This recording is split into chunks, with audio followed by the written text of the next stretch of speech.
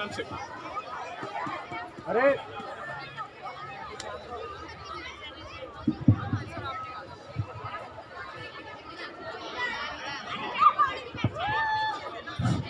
PM Shri राजकीय बालिका उच्च माध्यमिक विद्यालय मटका चौक प्रधानाध्यापक महोदय, समस्त शिक्षक और छात्राएं,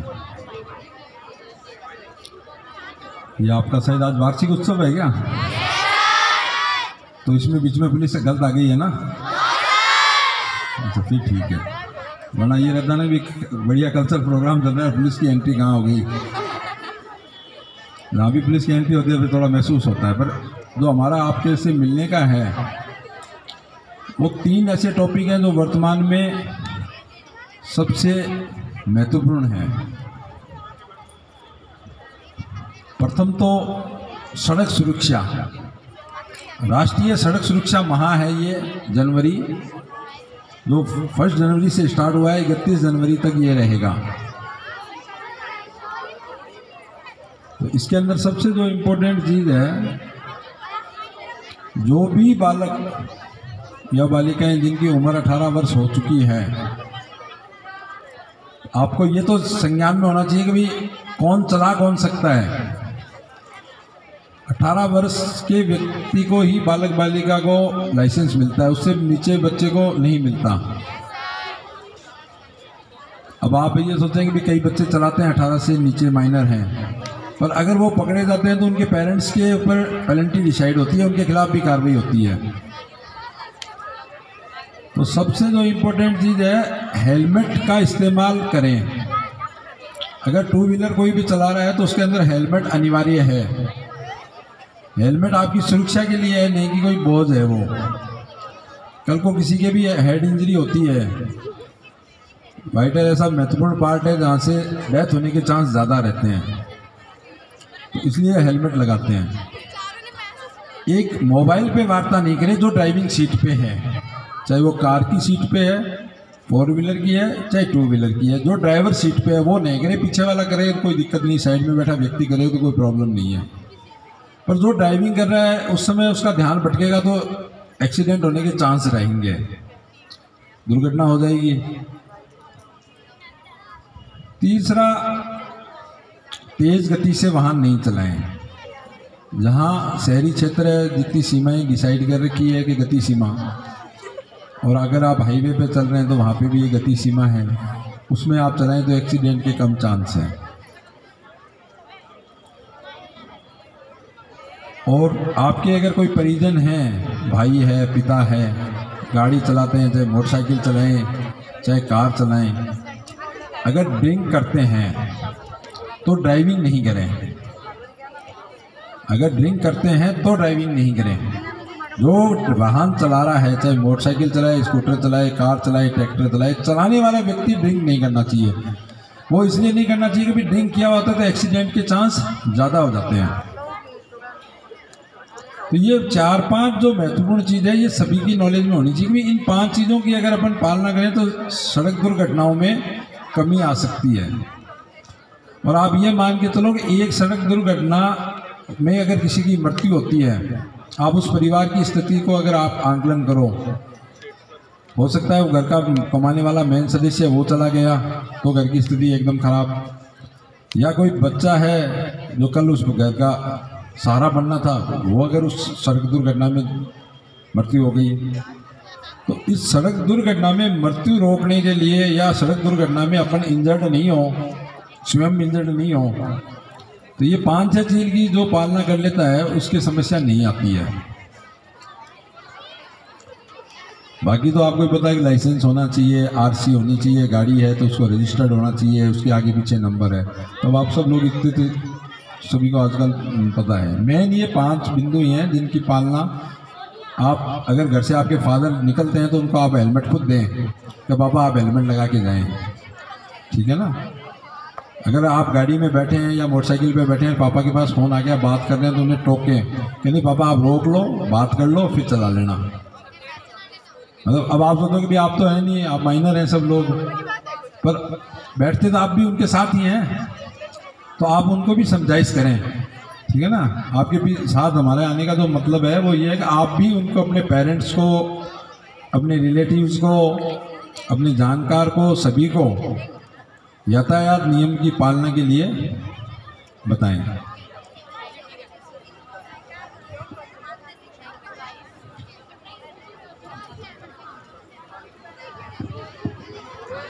दूसरा सब्जेक्ट है मादक पदार्थ।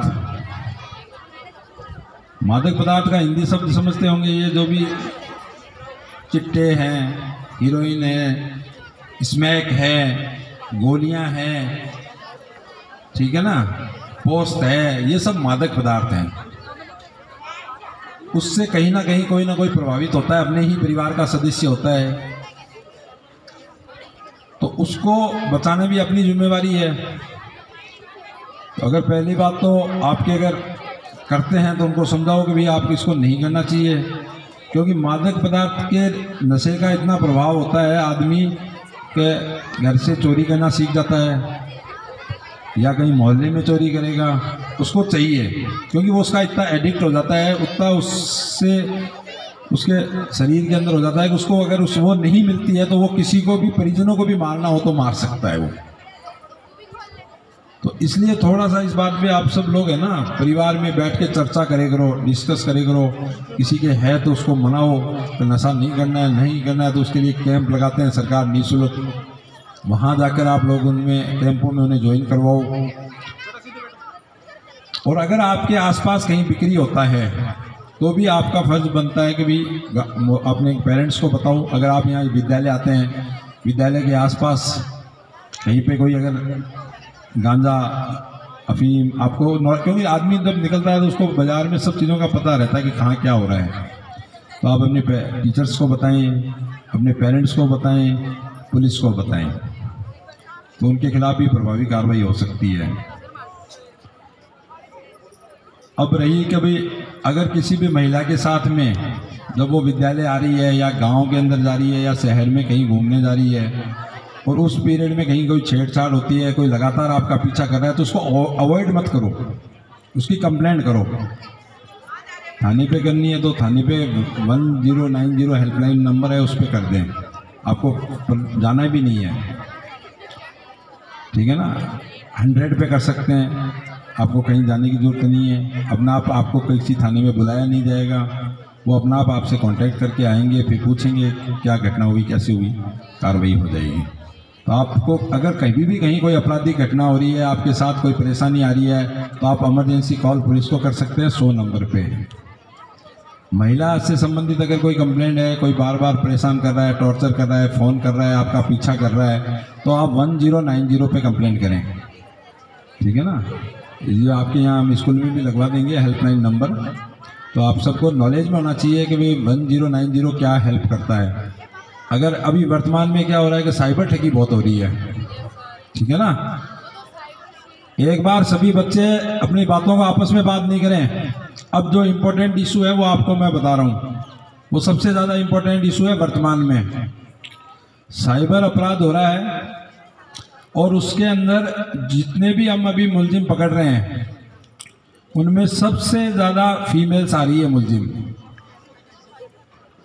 कैसे आ रही है, मैं एक छोटी सी चीज़ बताता हूँ कि 5 कॉल सेंटर खोलते हैं, फर्जी कॉल सेंटर।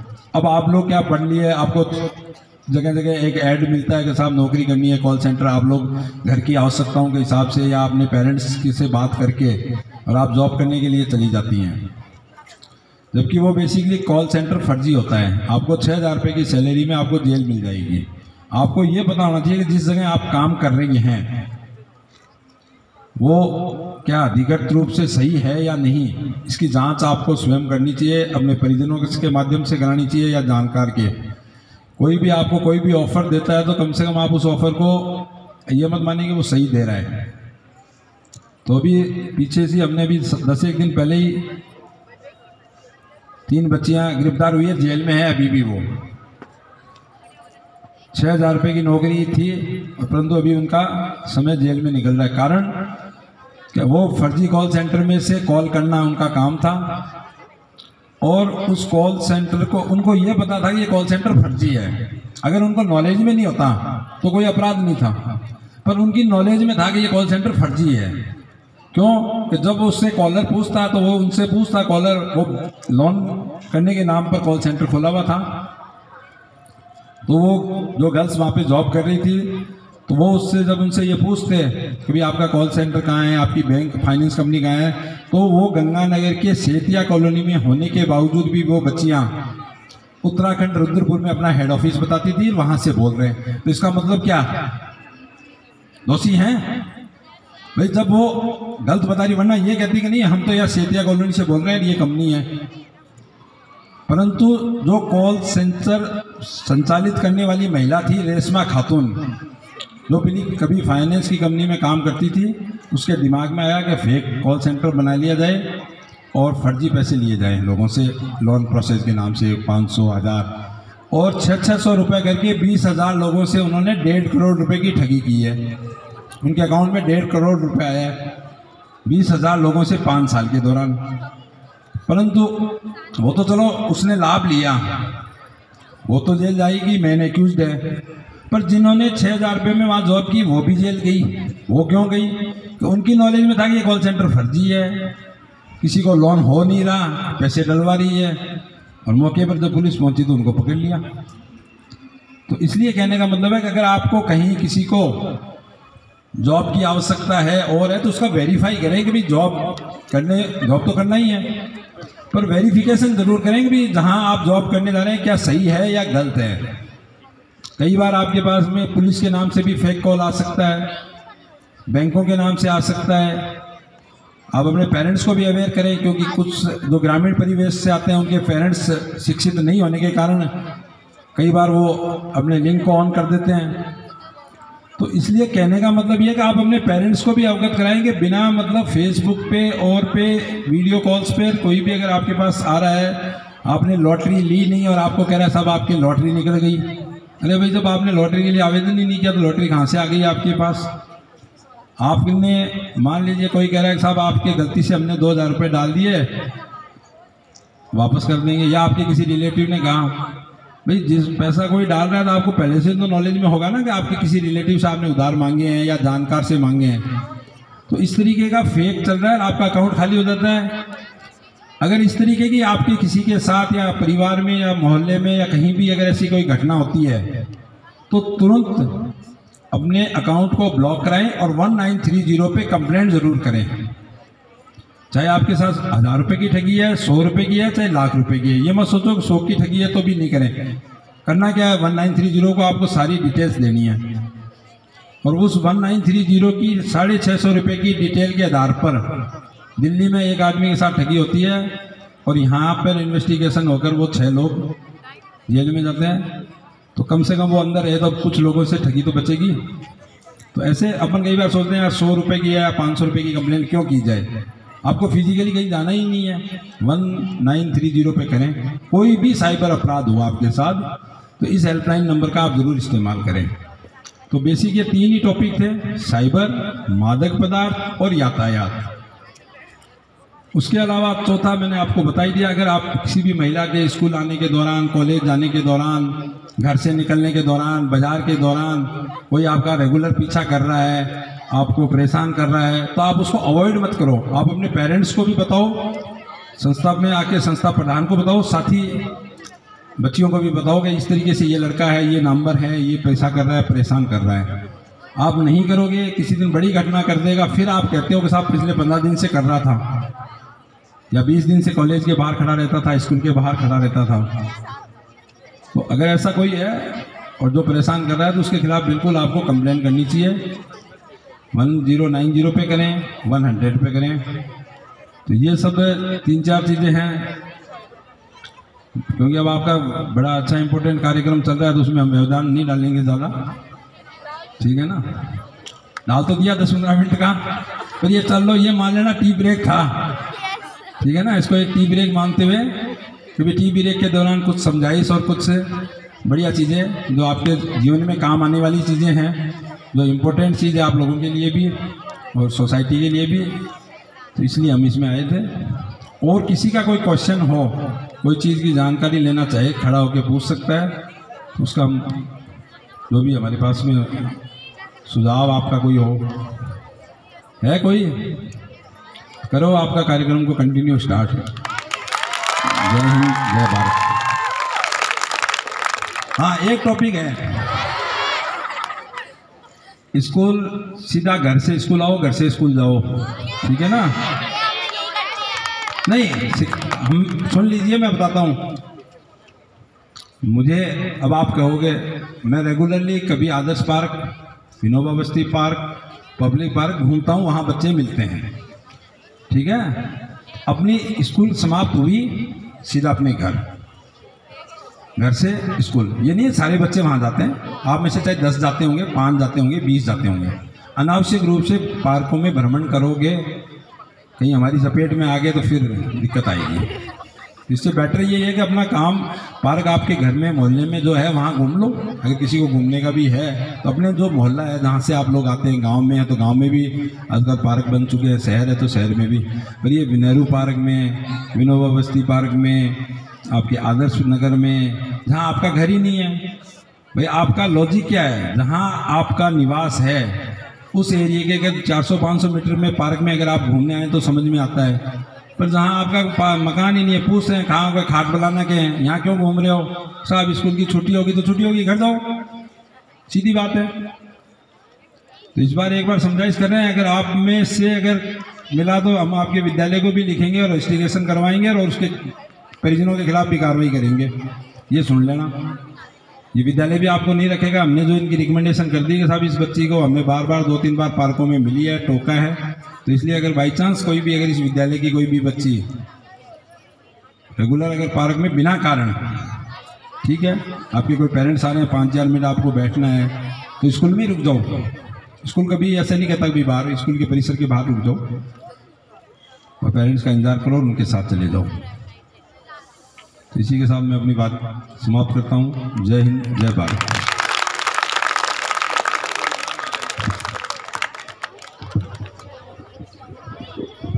अपने कार्यक्रम की कड़ी के साथ साथ पिछली कक्षाओं में अव्वल रहने वाली छात्राएं जो है उनको पुरस्कृत भी किया जाता है।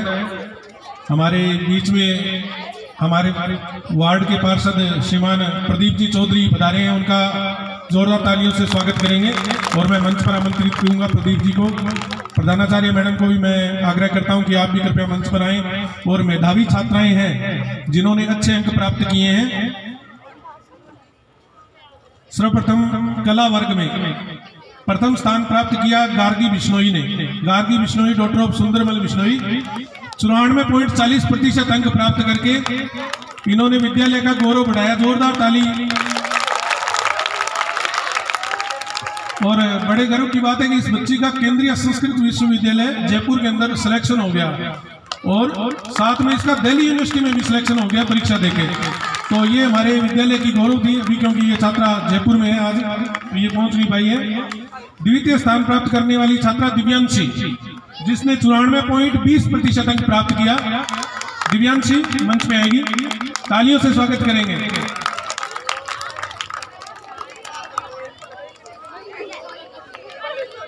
दिव्यांशी डॉक्टर ऑफ कन्हैया लाल, 94.20% अंक आर्ट्स में प्राप्त किए हैं। अपने प्रेरणा लेंगे इन छात्राओं से और ऐसा प्रयास रहेगा कि अपने भी आगे इसी तरह अपने माता पिता को गर्व महसूस कराएं। तृतीय स्थान प्राप्त करने वाली छात्रा अंकिता डॉक्टर ऑफ ओम प्रकाश, 92.60% अंक प्राप्त किए हैं। अंकिता डॉक्टर ऑफ ओम प्रकाश, तालियों से स्वागत करेंगे और ऐसी प्रेरणा लेंगे कि अगले वर्ष अपने भी इस मंच पर आए और इसी तरह से पुरस्कृत हों।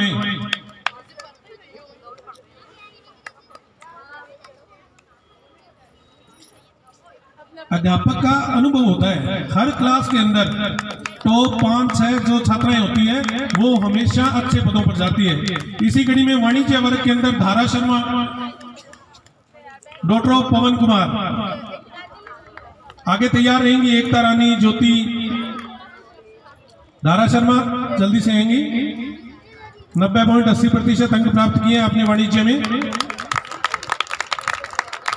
दो छात्राएं दोनों ने टाई ब्रेक किया है प्रथम स्थान में 90.80 90.80। एकता रानी आप भी प्रथम आई हैं, एक साथ आएंगे आप मंच पे।